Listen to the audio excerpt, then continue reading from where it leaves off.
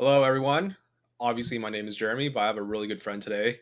My good friend Oz is on this video to talk more about personal finance, and he is a personal finance guru. He's really good with his finances. And over to you, Oz, to introduce yourself. Hey y'all, I'm Oz. That's spelled OZ. I wouldn't say guru, so I'm a personal finance nerd. I've been writing about personal finance for a while, posting on Instagram, and just actually started a YouTube channel thanks to the encouragement of my friends like Jeremy. So I love talking about investing and the psychology of money. And also, I work in financial technology for the past 5 years.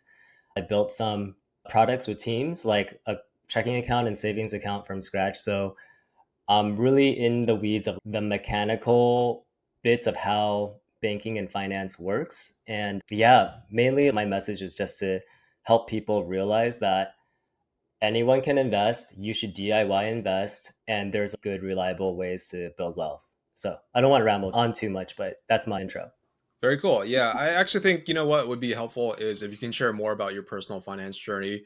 Obviously, we're both 35, and people I looked at my audience are around my age, or maybe they're in like their 25 to 35 range. So that can be a very critical time for finances. But obviously, people might be watching the video and thinking, who is this guy? What is he about? Like, why should I Right. listen to him? So if you don't mind sharing more of your personal finance journey, things you've accomplished, kind of high level, and then we could dive into the tips that you would give for people that want to maximize their personal finance to live a good life. Okay. Yeah, sure. So I graduated with an economics degree in 2011 and I started working at 22. And luckily, I picked up this book called I Will Teach You to Be Rich by Ramit Sethi, which really helped me set up my entire personal finance system. And so to this day, I recommend that book a lot because coming right out of college, it set me up in terms of here's how you automate your finances, so on and so forth. And so luckily, I had that resource right when I started working. So all those things that like you should do, I just did because the book told me to. It was like max out your 401k, max out your IRA if you can, and giving me an order of operations.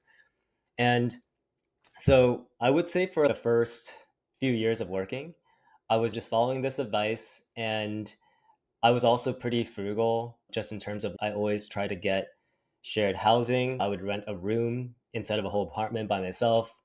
I drove my beater car into the ground. I drove it for 12 years, basically from the age of 18 to 30, which is pretty crazy. So anyway, I did have some personal finance foundations like save money, be frugal, cut down on the biggest costs of life like housing, but also I had the luck of getting exposed to good financial knowledge like Ramit Sethi early on that really helped me build financial freedom. Another book that was hugely influential was Tim Ferriss's 4 Hour Work Week, which just made me question everything. It made me question what kind of life do I want to design and how does money come into the mix? And it gave me these goals to reach for, like travel more, explore different countries, so on and so forth. Long story short, like following a lot of those things, I basically reach there's so many levels to financial freedom, but at the age of 30, because all of society has all these things about do these things before 30, right? I realized that thanks to a combination of all those things and a lot of luck and privilege, I don't want to discount those things, but a lot of those behaviors added up where at that time I was like, hey, I have the next 10 years of my life accounted for in terms of my spending costs. So basic around that time, I was spending about 3K to 5K a month as monthly expenses. I would pad it up a little bit, but the amount that I had like in savings and investments, I was like, knock on wood, if anything happens, I'm actually good for the next 10 years, which like gave me a lot of time to think about what kind of life I actually want to build and just give me more of this foundation for increasing my wealth ever more, but also give myself the time and freedom to pursue things I want to do. Yeah, yeah, definitely. I remember reading your newsletter and I was thinking, if I were in a position where you look at your like investments, your net worth, and you can live off of it for 10 years, that's a lot of like cushion for a lot of people. So I think a lot of people would like to get to that point. So how do you say like a regular person in the United States would be able to recreate that? And I can already anticipate the haters in the comments because recently I had a video that did pretty well. And obviously, some comments were sympathetic and supportive, but other people were saying, it's your fault. But I could also see people saying, well, you guys are millennials, you're 35. You guys were able to take advantage of a better like housing market. Like things were not expensive with inflation. Like the job market this year is crazy. But all that aside, I'm just thinking for the average person, imagine there is a 23-year-old Oz straight out of college, has some student loan debt, he's in this crazy job market and he's like saying, I want to live a good life financially. What would be your advice to this person? I think my advice to my younger self would be to really examine my financial beliefs and where I might have inherited those beliefs from. For example, for me, it was like mainly my mom, like the main influencer in my life, and some other adults, and really like inventory them. So, for example, I could have been less conservative with my portfolio, like because I had like way too much in bonds, and I could be like even further ahead than I am now because I read some like weird book back then about portfolio allocation, which had 25% of my wealth as a young person in bonds. That wasn't, you know, I wish I didn't do that. Anyway, but what I mean by like financial beliefs is that like my mom actually lost a ton of money in the stock market twice. She's an immigrant, so twice in the 2000.com crash and then in 2008. And so for a long time I got this messaging from her that like the stock market was like gambling, it's like a casino and all that, right? But I would get this dual messaging because she was also like, yeah, but you should contribute to your 401k. And like the main options in your 401k are stocks. And luckily my mom was able to pivot. She doesn't do stocks, but she like was able to do good with real estate. However, with the whole stock thing, like years later, I asked my mom, like, hey, what did you invest in? And then she was like, yeah, I had like stocks in Yahoo and this and that. And yeah, they all went bust. So like the stock market is a casino. And I was like, wait a minute, my mom didn't know anything about index funds and these like good get rich slow methods, which is like passive, low cost investing and index funds, things that I and a lot of people preach now. But if I were to go back to my 20s, I would say really think about everything that you've heard about money and just document them. Some might still be true for you and they might be right, and others might be like, wait, like I heard this and this thing from like a random uncle or my mom or a friend. I should probably question that. So I think that's like the most fair thing I could say to a younger self of mine, like to question things.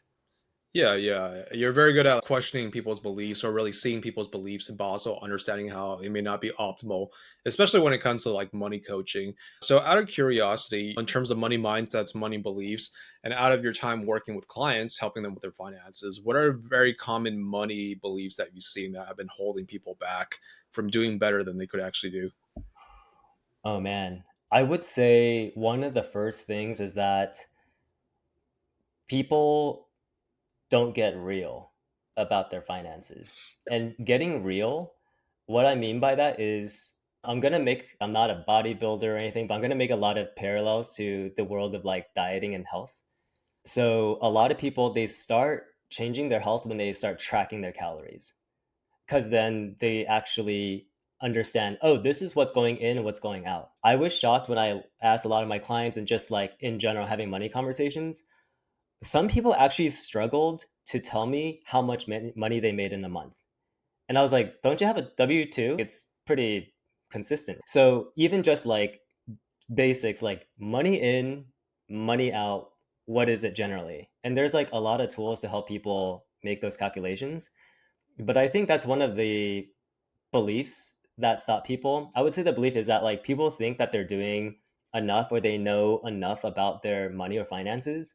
But when you just ask a few more specific questions, a lot of people don't know. Like another common question is, oh, okay, you say you invest in a retirement account. Which one? And they're like, I don't know, like 401k IRA. Yeah, which one? Okay, I think of 401k. And in my coaching sessions, I'll be like, let's open that up. And I was like, before you open that up, do you know what's in your 401k? And they're like, what do you mean? I was like, what investments are in your 401k? And they're like, I don't know. This is what I mean by getting real with your finances. Is like, what's money coming in? What's going out? Do you track it? Do you know even what investments you have? Let's start there. So I'm not sure if that's a direct answer, but it's just like people need to step back and think, do I actually know what's going on with my money? Yeah, that's interesting because I'm thinking like there was a time where I was 44K in debt and I got out of that. And the reason why I did not get real earlier is because number one, I didn't want to go back to a job because I was self employed at the time. But number two is due to that, I was scared of looking at the raw numbers and like confronting the truth of my financial status. So, with that being said, like, what do you think is causing people from not getting real? Is it just due to the fact, and you work with smart people too. These people are not necessarily like low on the career ladder, so to speak. But I'm just curious, like for people that are not getting real, why or what have you noticed about why they're not getting real? Is it due to maybe what I went through, like they're scared to actually take inventory of it, or is it just like a general fear of personal finance is scary, investing is scary? Or is there something else where maybe they've been traumatized for whatever reason at a young age and that just causes them to not really look into their finances and really understand where the numbers are in terms of money in, money out, what funds are you invested in, etc. I think that's an amazing question because it's surfaces up the central question I have behind what I do. And that central question that I'm obsessed about is like dieting. We all know that to be healthy, it's we need a good eat a good diet, maybe eat less and work out more. Very straightforward. But 2 out of 3 Americans are obese, like 66%. I looked up the stat recently, right? So, in the same way with money, it's like we all know that we should save more and spend less and invest. It's like at top level, everyone knows that, right? But why is the average American like in debt, has so much credit card debt, and like barely has any emergency savings? And so I'm really fixated on this question because I think there's a really big part about psychology and fear and our education and the environment that I think these are all inputs into why things are the way that we are. And I would say that just to answer your question about fear, that's really relevant because I think fear manifests in different ways. Like, it's not, oh, I'm tired of a tiger eating me type of fear, but it's like a kind of slow background fear that you talk about. I feel like I'm not doing as well as I should be, whatever that means. And so that's causing me to unconsciously not engage with my finances. So I'm not going to be checking my account as much. I'm not going to be like on my finance game as much. And when there's something stressful that happens, let's say, oh, I had a really hard week at work or whatever happens, then I spend a disproportionate amount of my money like ordering on DoorDash or whatever to relieve stress, right? I feel like we all do that to some extent, but I do think that fear in this way drives a lot of things, which is like maybe fear of facing what we already know to be true. A lot of people, when I end up like doing some money coaching with them, they said, I've been thinking about this for a long time. It's not literally they like saw my newsletter and bam, okay, I'm gonna get a money coach today. I just found out about this money coaching thing. It's more it's been like years in the making where they're like, Mhm. "Ah, I know I've been fucking up. I know I've been avoiding this thing. And I think there's something universal about this, which I have a lot of empathy for, right? Like it's people can feel the same way about like their health, their diet, their relationships. Maybe they have something that has been running in the background that they've never addressed. And with finances, hang with me for a bit because I this is like going to get a little philosophical. Mhm. Is that I think money is like water, where it's literally everywhere. So we grow up in this environment where it's we think we should know how to operate with money. And there's a lot of shame that comes with, oh, I'm bad at money. Like I hear so many people say that phrase, like I'm bad with money. I'm not good with money. But we feel like we ought to be because money's like water, right? It's imagine if someone was like, "Hey, this is how you drink water." You'd be like, "Piss off. Of course I know how to drink water." It's like a fundamental element of life, right? And but in a similar way, I feel like people think that man, like I should just know how money works because I use it every day. I use it for debt, I use it for transactions, but yet there's this like lack of confidence because it's, oh, I actually don't know how it works. And I'm like, dude, that's okay because this stuff wasn't taught to us. Like financial literacy, it is increasing. There's like more measures to introduce this in schools, but I think at the end of the day, like the education system did not set us up really well to do personal finance. And one interesting thing you'll notice is that guess who the top personal finance authors are? None of them are CPAs. Isn't that interesting? It's like Yeah. none of them are like very few of them are like actual professionals. Mhm. They're like Ramit Sethi. They're people who are like influencers and writers and thinkers who are able to translate and be like, hey, you struggle with this thing, and here are some of the reasons why. They get more into the psychology of it for the everyday person. That was a Yeah. really long time. So please, Yeah, if no, you're so I'm curious because I'm just also thinking when I was listening to what you're saying, I was thinking like from the viewer's perspective, oftentimes they're probably looking and tuning into this video, which probably will have a clickbait title, by the way. Sorry, but I do that for the clicks to help people. But well, I'm just wondering, like, you back it up with good content. So yeah, it's good but clickbait. yeah, for sure. That's why I do it. Although some people like to give me shit for it. But I'm wondering how much of financial success would you say is psychological versus more of the outer game of what you do? Because I'm thinking like a viewer probably tuned into this podcast video episode. They want to like really understand, oh, what are secret strategies? But we have been touching a lot on psychology, which I think is really important because I think tying to your earlier point, some people have been thinking about this money coaching, getting their finances fixed for years, but they haven't done it for a while. So there are real, I don't want to say money blocks because then we're going to go into like more of the spiritual boss babe category of unleash your money blocks and make $1 million in 2 weeks. But I Thanks. do You just think, gave me the title. yeah, spiritual boss babes and why they're full of shit or something. But I do think there is something around this, which is true because when you were talking about how a lot of people don't have financial education because simply you're not taught in the US, which is true. And I used to think more recently, I was like, why don't people actually understand their finances? But then I realized the only reason I got my finances together is after going through some personal hardships in my life a few years ago. I had to be like, okay, I got to really like understand what's happening. And that was only like when I was 31, by the way. So it was relatively recent. So going back to the original question, that's a long-winded way of me elaborating. Like, how much of your success or just financial success is psychological? What do you say, very roughly speaking? Because there's obviously things you got to do to make money, but how much of this is really like using that analogy? How much of it's like the elephant, which is like your subconscious, versus the rider, which is like your prefrontal cortex? So the point being is like, how much of psychology do you think is driving people's success with their finances? I'll start off with a weird hypothetical, which is if you take two people and one of them has what you call a negative affect, which is they tend to see things through a negative lens. And because of that, they are prone to have thoughts like, oh, that investing thing, that's a scam. Oh, like the government's only never going to serve the people. And we come across people like this who are just like downers, to be honest, right? Yeah, yeah, for sure. Now, what is the likelihood that person is going to invest and invest for the long term and get their finances right? Yeah, It's a lot less likely than someone who's at least like realistic or more optimistic and they actually look at the data. So like person B is, wait a minute, like there's all this news that I see that it's bad, but I see some of these stats, which is like the American stock market has only gone up. If you like go to any stock market chart and you zoom yeah, out, yeah. you see this. It's only gone up. So it's okay. That's a piece of compelling data. And so people who are willing to like dig in and get real about their finances, they have a more positive or optimistic psychology. So that's my way to answer psychology absolutely matters.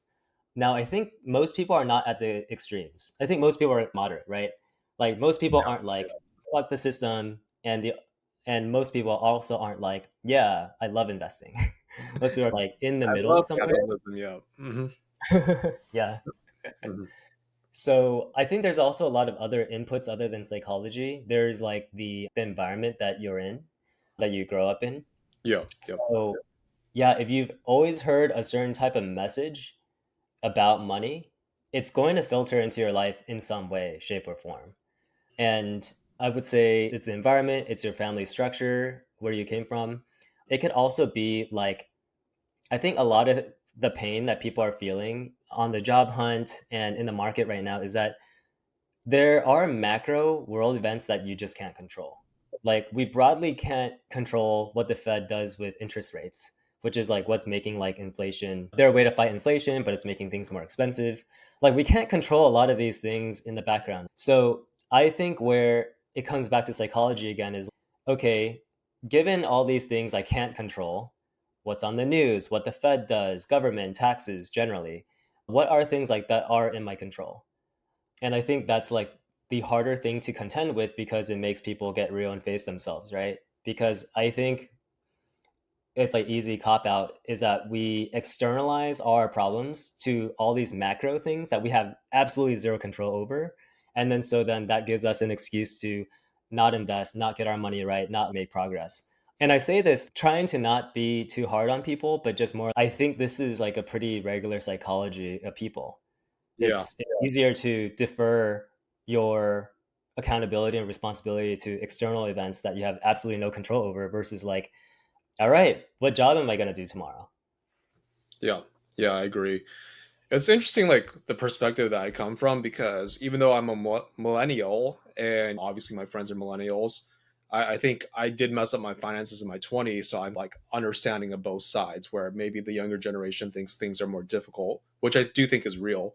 But I also do agree with you is that I do feel like some of my friends, if you were to take away everything from them, I know within a few years they would be doing well financially because of their mindset, the skills they have accrued. And I do think that I agree with you is there's like a trend on TikTok and social media where a lot of people talk about like how the US is in like late stage capitalism, how everything is F, like you want to move abroad, which by the way I might do in 20 years. But I think there is like a very strong victim mindset. And I completely understand where they're coming from, by the way. I'm not saying what they're saying is wrong because things have been difficult, right? With the high interest rates. If you're working in technology, I've documented my struggle very well. So Yeah. I would say, despite that, I do agree that a lot of people that I notice that have done well in life in general and with finances, they have a very strong internal locus of control. They focus on what they can control and what they can influence.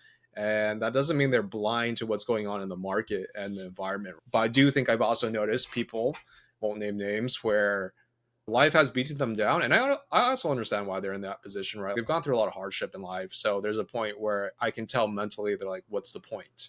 What's the point in trying? And it could apply very much to finances, right? They're like, what's the point? Obviously, we're in late stage capitalism. The government mismanages our taxes. They don't care about the people, which is, I think, relatively true. But I do think that when you get into that very downwards, like, woe is me mindset, it is actually a way of avoiding complete accountability. And even though it's not fully your fault, let's say when it comes to finances and with the environment, I do think that it's so important to be prepared and to have good habits. And the way I view it, just to ramble a little bit, is I don't know if I'm going to be able to afford a home in where we live, which I won't name, but it's a pretty high cost of living city and state. Los Angeles. Yeah. How they know? But the point being is, I was thinking like even though like it does give me angst, the best thing I can do is once I get a job, which is important, is to really save that money and invest that money. So when the time does come, I will be prepared. So that's the way I view it. But I do think I agree with you. A lot of people like the way it's almost like a defense mechanism, right? It's like things are not going well. Let me latch onto something and just completely blame that. And even though there might be some blame on that external event or thing, or entity, I do think that it's a way of absolving any accountability that person might actually be able to have and control. Yeah, one of my favorite quotes is it may not be your fault, but it's still your responsibility. Like Yeah. when people complain about these things, they're not wrong. It's like a lot of things, yeah, you're right. Taxes suck, inflation sucks, job market sucks. But then there's the other phrase, which they often use in relationships. It's do you want to be right or do you want to be happy? I think people can dig themselves in a hole by just trying to be right. And it tends to be the people with more of a negative bias. Your ego gets a little bit more of a boost from being like, which is like I get to feel some sort of sense of power by criticizing like the government or the tech industry, whatever is like the enemy. But at the end of the day, what is going to be the material impact on your life? And that's the responsibility part. And that's why I think that a positive trend I've seen in the last few years in personal development is stoicism, right? Like I've seen Yeah. stoicism bleed into a lot of the philosophy and conversations of personal development, self-help, which is just, yeah, you might think all these things, but you still have to deal with reality.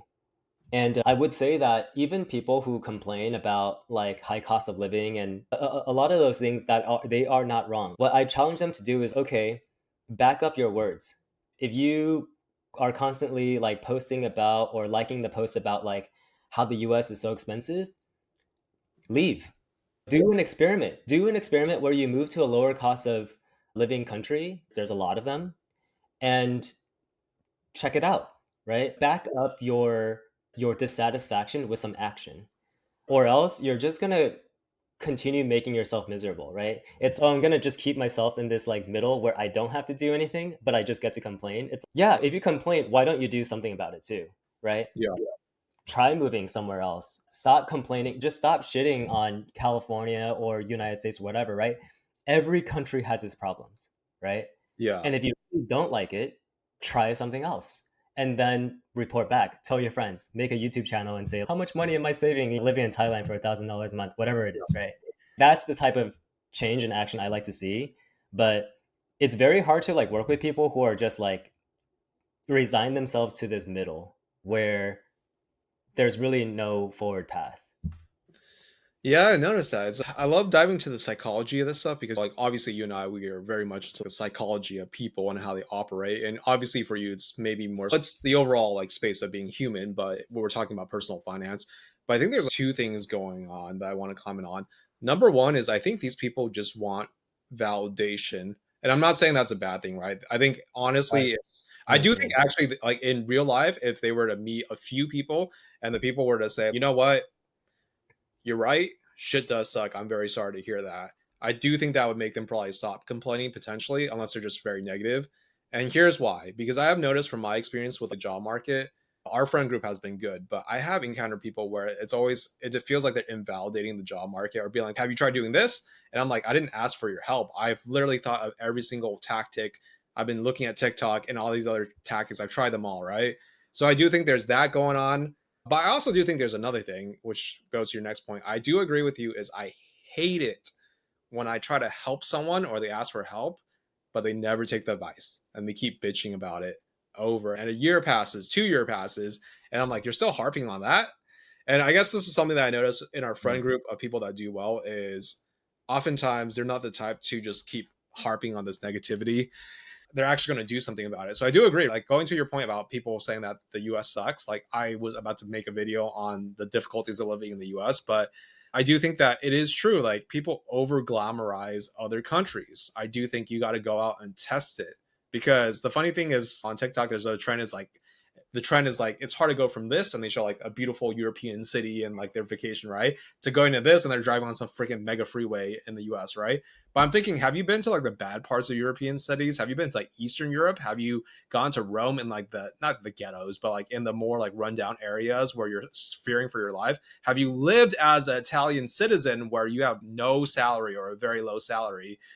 And then it just I makes me mean, kind yeah, of, like years ago, Jeremy and I almost got mugged in an alleyway in Eastern European city. yeah. So it was thanks to Jeremy's quick wit, where he's like, let's not go down this alley. Yeah, I wanted to punch the guy, but at the same time, when he was reaching his pocket, I was like, he probably has friends around the corner, so that might aggravate things. So that was a fun time in Eastern Europe. It was a beautiful city, though, besides that Yeah, experience.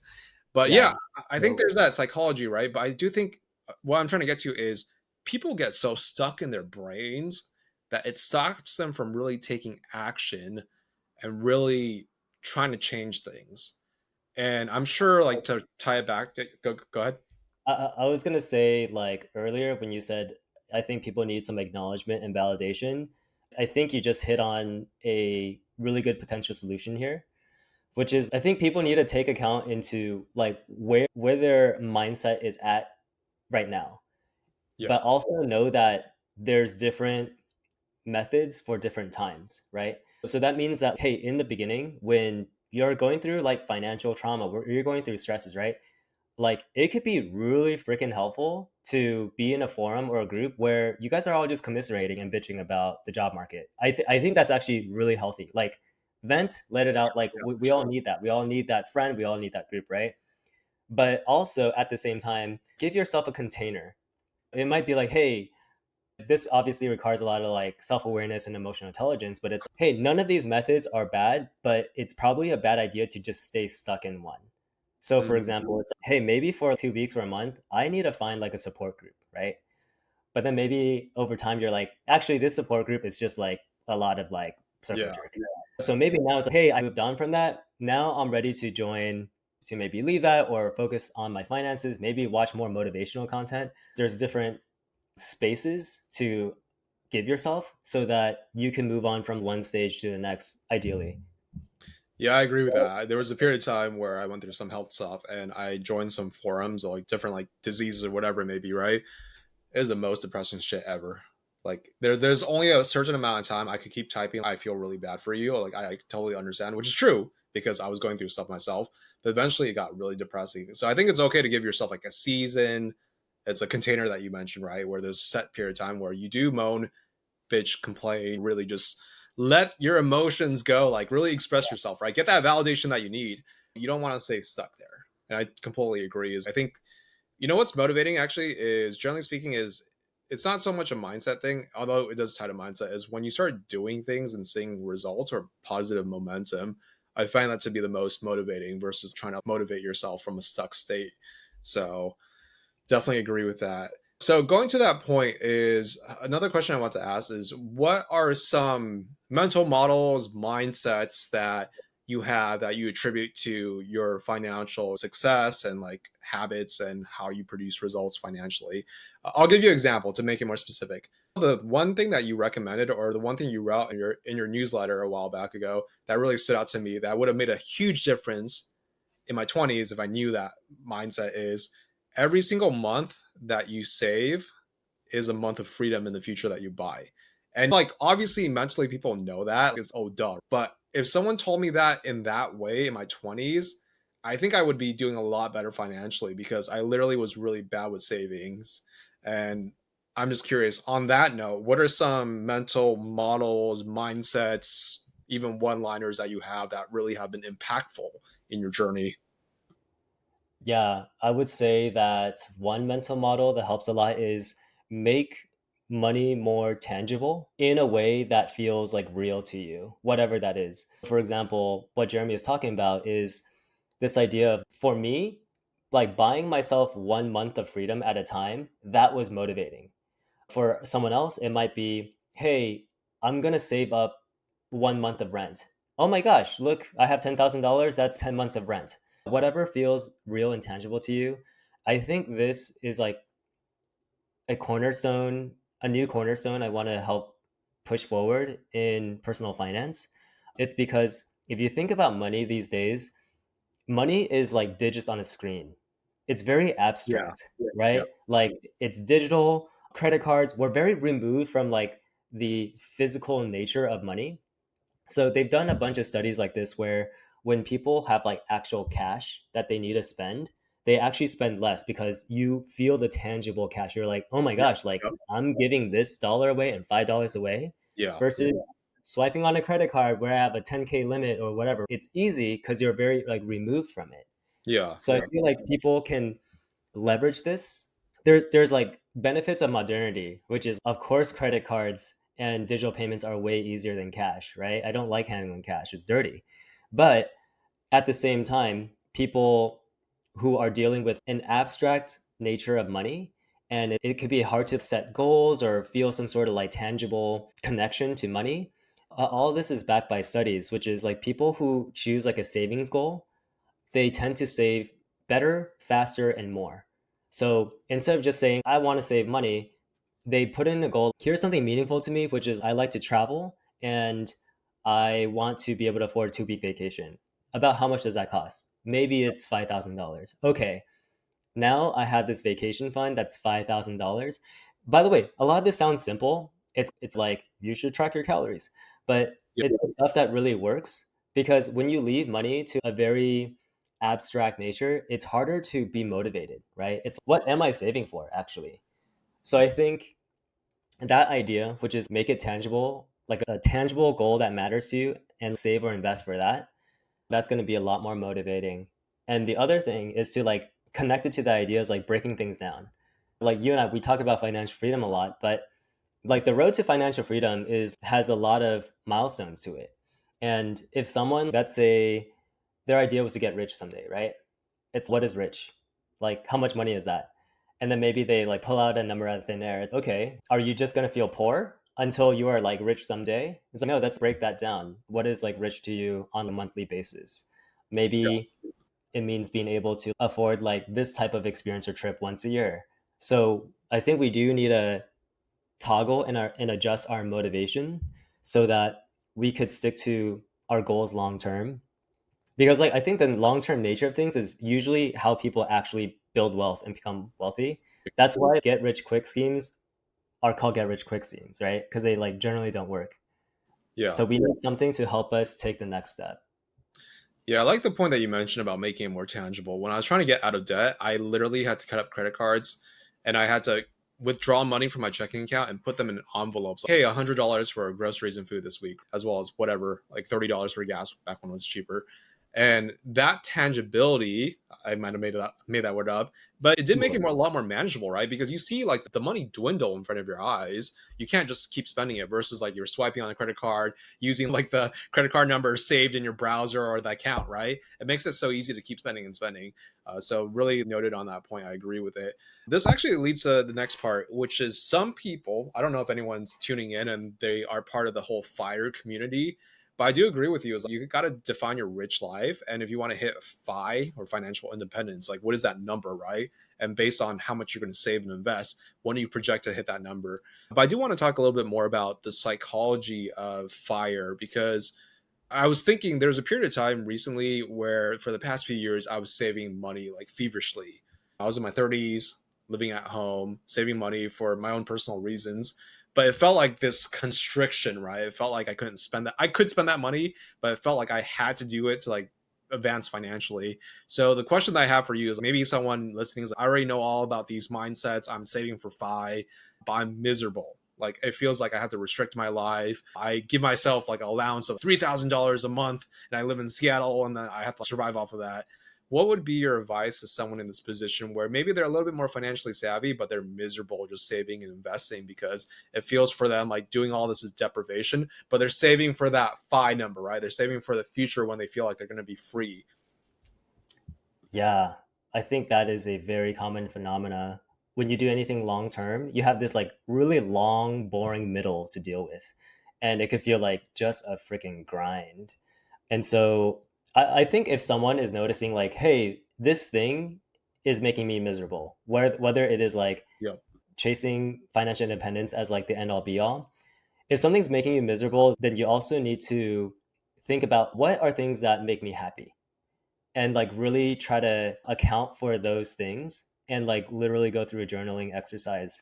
I did this for myself where I was doing like a dream day exercise before, and it wasn't just a oh my gosh, I'm like a celebrity with millions and I'm like partying on a yacht.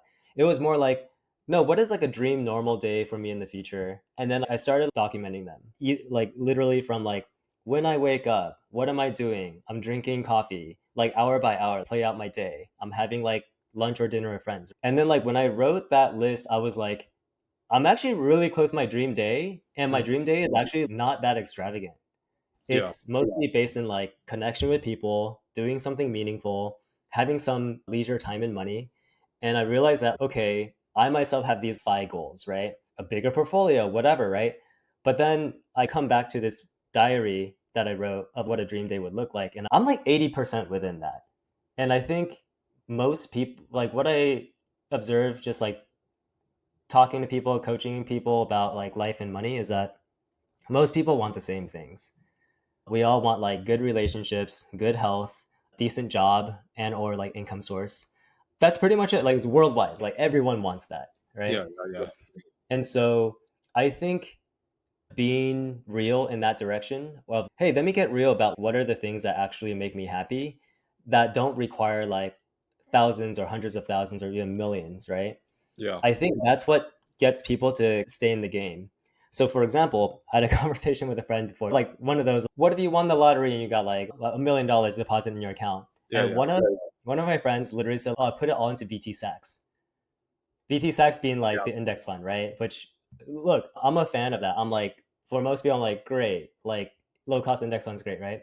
It's like, okay, really, you're gonna get a life changing amount of money, and the only thing you're gonna do is to stick it into more index funds.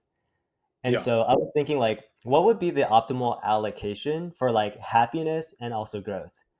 And so, like, this thought exercise took me to like, all right, at least 10% of that money should be used for something fun. So Yeah.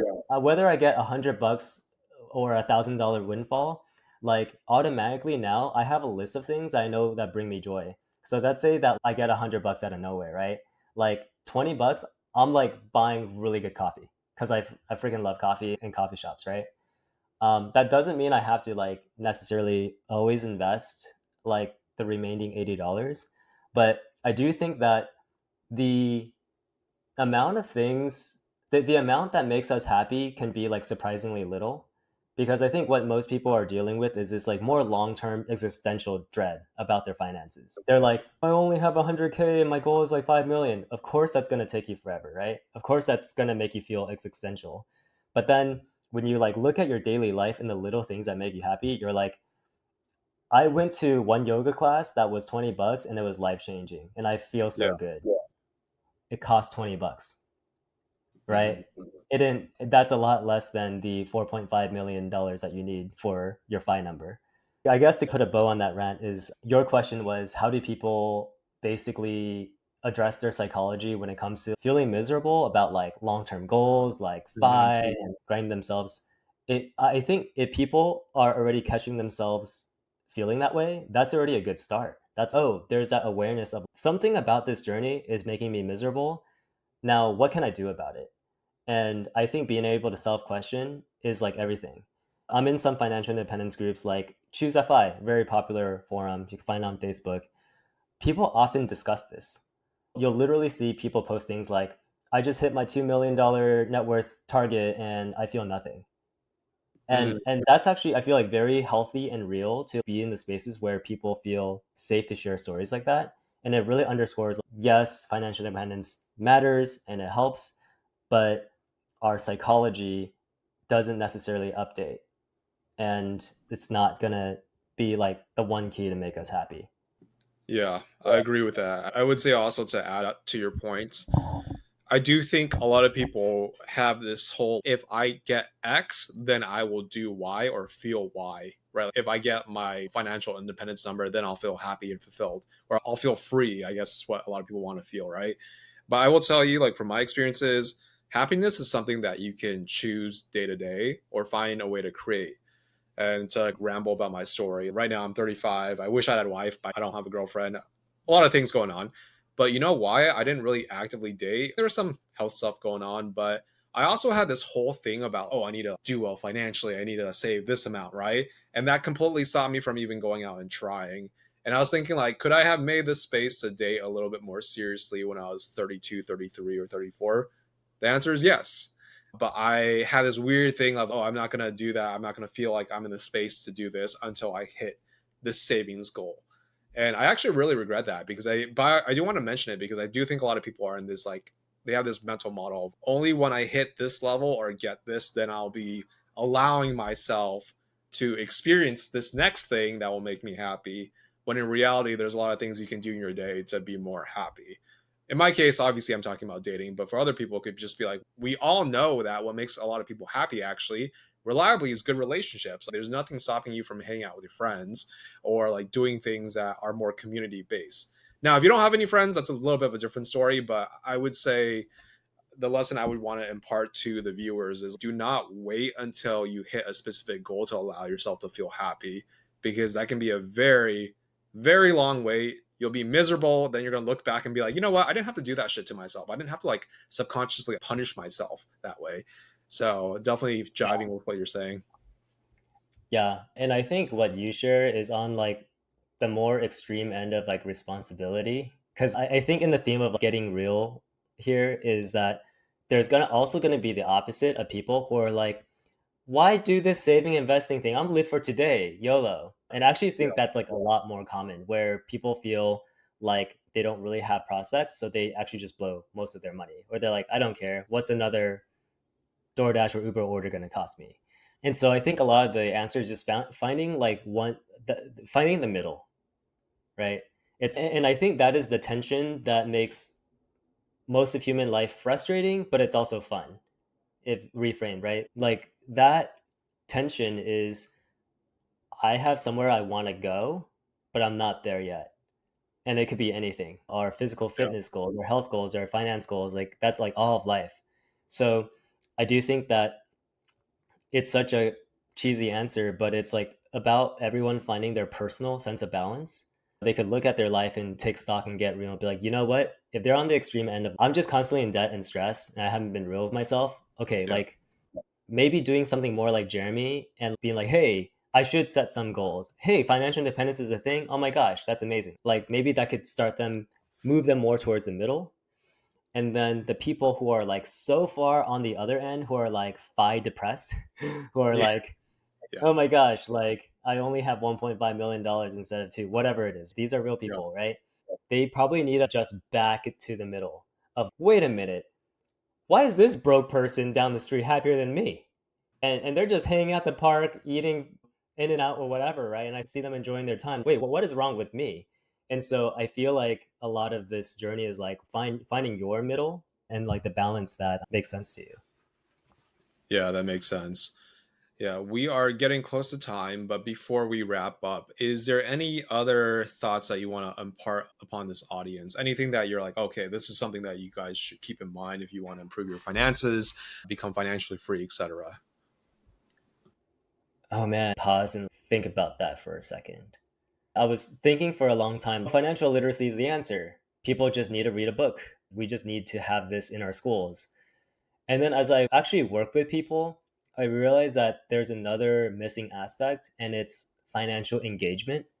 And so my takeaway for anyone who might be watching is financial engagement is actually more important than financial literacy, or they like go hand in hand. And what I mean by engagement is do whatever makes you get into your finances, because the vast majority of people just avoid it. They're like, I'm not good with numbers, I'm not good with money, and they avoid it. But maybe you're not a book person, but maybe you're a podcast person, or maybe a YouTube person. You should watch Jeremy, right? Or maybe you should join a group if like an in-person thing is more likely going to get you engaged and interested in your finances. I think that's the more important thing. And then the literacy, that'll be a lifelong journey, right? You don't need to learn everything in one go. You don't need to learn like how to do a backdoor IRA if you're just starting out investing. But I would say that most people can stand to get more financially engaged and more real about their finances and just notice, okay, if money is like an unavoidable pillar of my life, which I would think for most people it is, then what is the minimum I should do to start myself on the path of engaging with my finances? Why have I been avoiding this for so long? Maybe someone is a bookworm and just reading one book can change their life. Whatever gets you engaged. To that end, I hope that our message here today was engaging and got you thinking about your finances. Yeah, I would say I definitely agree with that. Oftentimes, for me, I'm very like organized project management based. So I like to like organize things, read books, and plan out how I want to execute on something. Let's say like financial goals. But there's years ago, there was a dating coach that I used to follow. He had this slogan that he liked to mention a few times. It was called "Get Messy," and his whole point is anytime you want to improve in something, get your hands dirty, get in there, be okay with effing up, and you're putting it in a very nice way of putting get financially engaged because you're going to learn so much more by being engaged versus like reading like Rich Dad Poor Dad, all these other books, but not doing anything about your actual finances. So definitely agree with that. Oz, thank you for hopping onto the show. We probably might do more episodes in the future, but I would say Anytime. in terms of next steps or like how can people find out more about you, learn about your newsletter and what you have to offer? Yeah, thank you. My name's Oz Chen, so I'm really easy to find if you just Google that. So my website is ozchen.com. I blog about personal finance and psychology and money.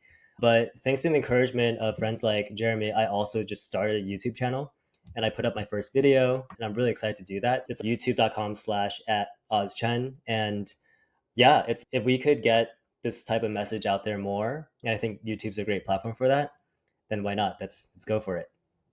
Cool. Good having you on the show. And thanks everyone for tuning in. We'll see you guys next time.